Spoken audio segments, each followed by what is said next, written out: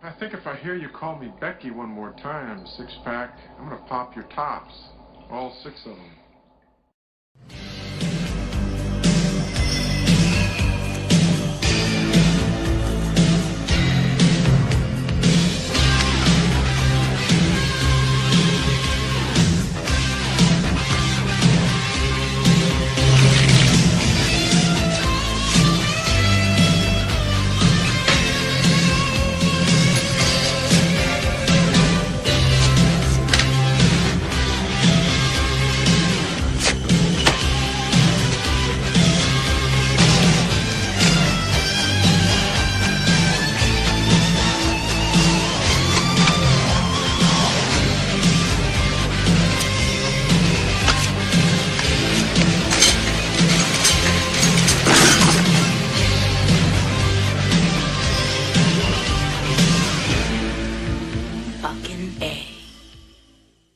This is Matt once again. Welcome back to another review. This is another Patreon review, this time for Brought It Stipe.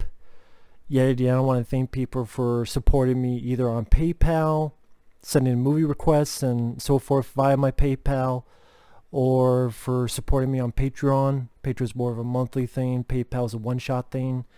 If anyone ever wants to request a movie review or a movie topic or a commentary or so forth, feel free to request it via PayPal or Patreon. The links to those are down below. If not, no worries. But the review for this time is The Pursuit of Happyness, which I know is not supposed to be spelled that way.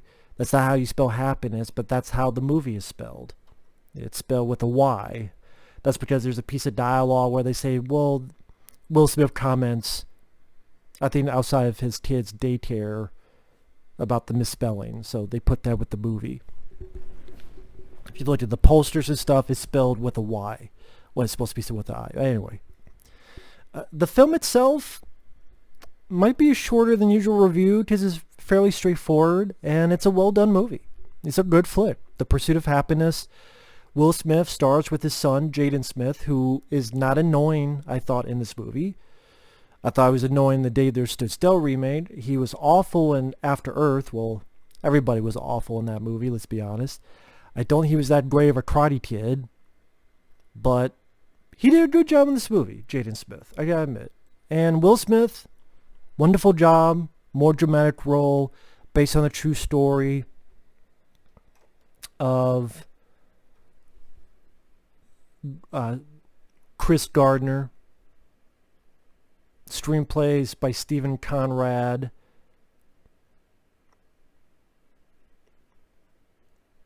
Gardner's nearly 1 year struggle being homeless. The unusual spelling of the film's title comes from a mural that Gardner sees on the wall outside the daycare facility his son attends.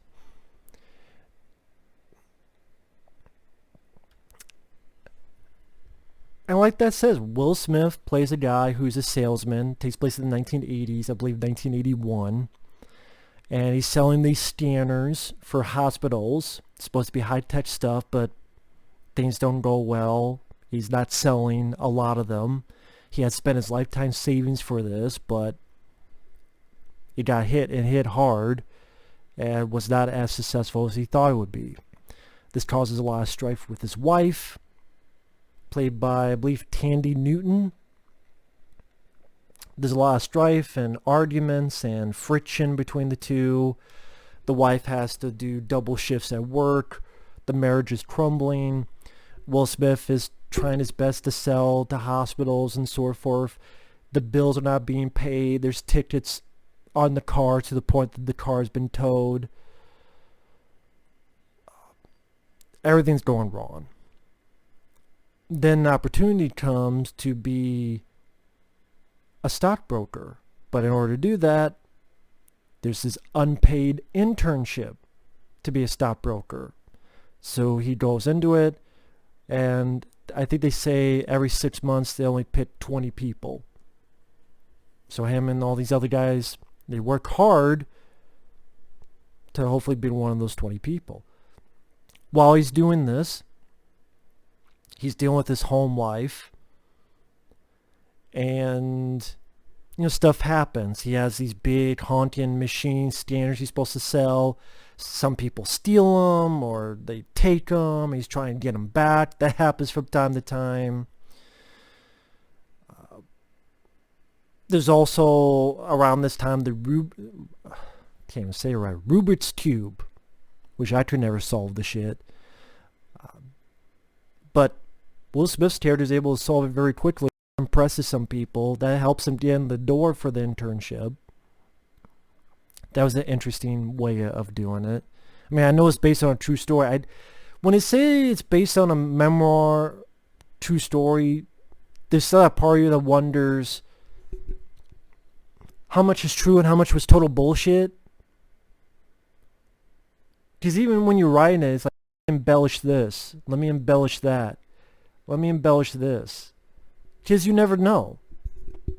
You never know how much they could be telling you the truth and how much full of shit it could be. I don't know because I wasn't there.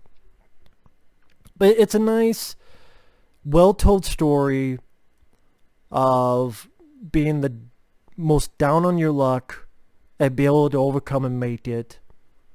Because the mom, and honestly, I understood Tandy Newton's grief. I really did. I'm sure some people thought she was bitchy. I could kind of understand where Tandy Newton's coming from because Will Smith put their life savings into this thing. It obviously didn't work out. Will Smith probably said multiple times, trust me, trust me. That didn't work out. They're being evicted because it's months overdue, the rent. All this bad shit's happening. She wants to leave with the kid, and Will Smith pretty much begs, no, the kid's with me. Well, it's not really begging, but he's telling, the kid's going to be with me. Why don't you go and be happy? Which kind of makes Will Smith's character a little bit unlikable. Because it's like, I get the woman is, I get it, Will Smith. Not Will Smith, but the character, or the real life person. I get that your wife's being bitchy, but she's got a point. She's got a bit of a point. When, she's having to do 4 months of double shifts because of your stupidity, how you fucked up. It's kind of hard to justify that. And there's only so many times you can say, I'm sorry. And it's not like she wanted to dump the kid. She wanted the kid to be with her, but then ultimately, Will Smith wanted the kid, and then the mom left. Which kind of made me a bit angry later on where the kids, Jaden Smith, when they're homeless and have like $22 to their name, or like 21 bucks to their name. It was like 22 bucks. And then the kid's like, did mom leave because of me? And then Will Smith's character says something like, no, mom left because of mom. I mean, no, she left because of you losing all the money and making eviction and homeless. That's why she left. Like, you're not even taking any responsibility. So, that's probably my only little nitpick. It's like, you kind of fucked up. Not Will Smith, but the character Gardner that is based on. You kind of fucked up. Just saying. With that said, Will Smith did a wonderful job acting wise. Many moments, like when they don't have a home and they're having to stay overnight in the bathroom of a subway station, and Will Smith's character is holding the door closed while people are pounding on the door, and you see Will Smith crying at the situation he's in. That is his fault. But then later on when spoiler alert, he does get the job, and the way Will Smith reacts to that, it's not over the top, it's not goofy. That's the thing with this film. Pretty much it's a sincere film.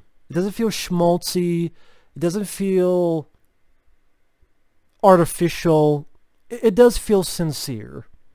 The performances, the supporting cast, James Taryn, who was in the original Poltergeist, Return of the Living Dead. He's here as a guy who may or may not hire Will Smith's character. Very nice guy in the movie. Great actor. Nice to see him in this. The kid, he doesn't get too annoying or irritating. He'll complain a little bit, but it's understandable complaints.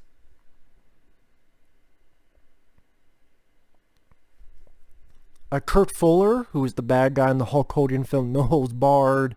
He was in Elvira, Mistress of the Dark. He was in Wayne's World. He has a role here as one of the guys when Will Smith is being an intern for a stockbroker. One of the clients he meets and takes Will Smith and his son to the football game. What makes the film work is Will Smith and his son, they do work well together, which... why the fuck they couldn't do that with After Earth? Well, because of M. Night Shyamalan and the script and everything else. I mean, the acting was bad. The accents they had, just everything was bad in Afterbirth. But here, it's sincere and there's some good dialogue. You know, though when he's talking to his kid, you gotta dream, you gotta protect it. They want to tell you can't do it. If you want something, go get it, period. I could see this being an uplifting movie to a lot of people. And some people may feel it gets cornball. I never thought it really got cornball.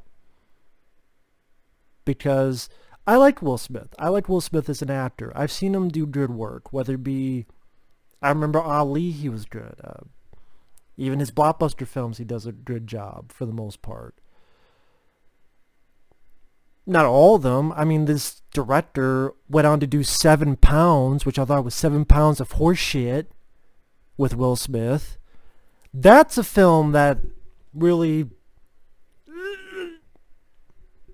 choke on fucking bullshit Lifetime schmaltz. Like, that's a film that, which is weird because it's the same director, so I don't know what the fuck happened. I hate 7 Pounds. But this one is very straightforward. It's well done. Some nice uplifting dialogue. All the troubles and tribulations that Will Smith's character goes through, to a point he keeps hounding this guy for his $14, and I'm thinking, buddy, just give him the fucking $14 so Will Smith won't keep bothering you, you cheapskate fuck. It's like, this would just be easy if you just give him the $14 fucking dollars. But that's how destitute Will Smith's character is that he needs to hound this guy for just $14 because it'll make a big difference for him. Especially when taxes come and he only has like 21 bucks. And they're locked out in the motel room. And then a little sequence of events where they have to stay at this homeless shelter. He's got to go intern, then rush back so that they can make it to the homeless shelter in time. And it does make you, despite my misgivings on the character that I mentioned, for the most part, makes me feel for the character as well as Will Smith's character as well as Jaden Smith's character. Do feel sorry for them. You do want them to get through this, and thankfully they do. I think in real life, the character became like a millionaire, so it worked out for him. But yeah, the Pursuit of Happyness, it's one of those films that's hard to review because the story is pretty straightforward, pretty simple, it's uplifting, it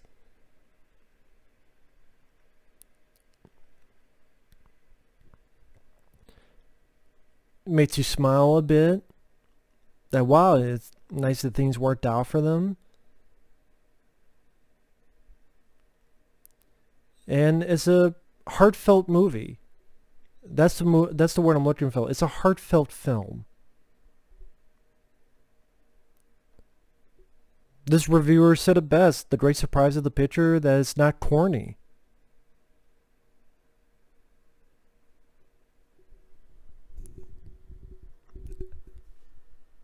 The story depicts on screen in which, after a reasonable interval of disappointment, success arrives wrapped in a ribbon and a bow.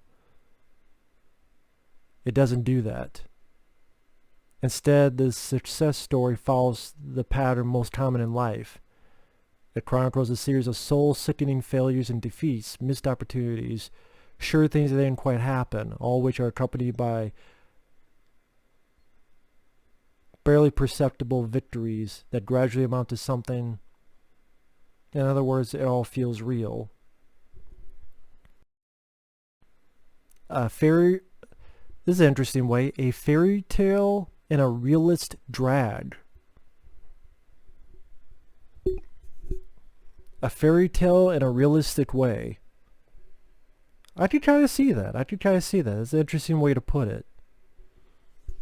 So it ultimately does become a feel-good movie. And it's one of those things that maybe nowadays, with the stuff going on in today's age, with what a lot of people are going through,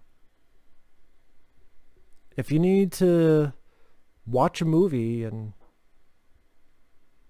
give you a little bit of hope, this could be one of those movies to watch. You know, a guy who, series of bad events, becomes homeless, destitute, $22 left, but then is able to overcome it. Most people would say, well, bullshit, even though it's based on a true story. But maybe some people find some kind of comfort or some kind of uplifting message or some kind of bit of hope. And that's not too shabby. And you get some good performances, especially Will Smith. Definitely one of Will Smith's best performances, I would say, is in this film. Does a really good job. And Jaden Smith is not annoying as fuck. Go figure. But thanks for watching. Take care. And we will see you guys in the next video. Bye-bye.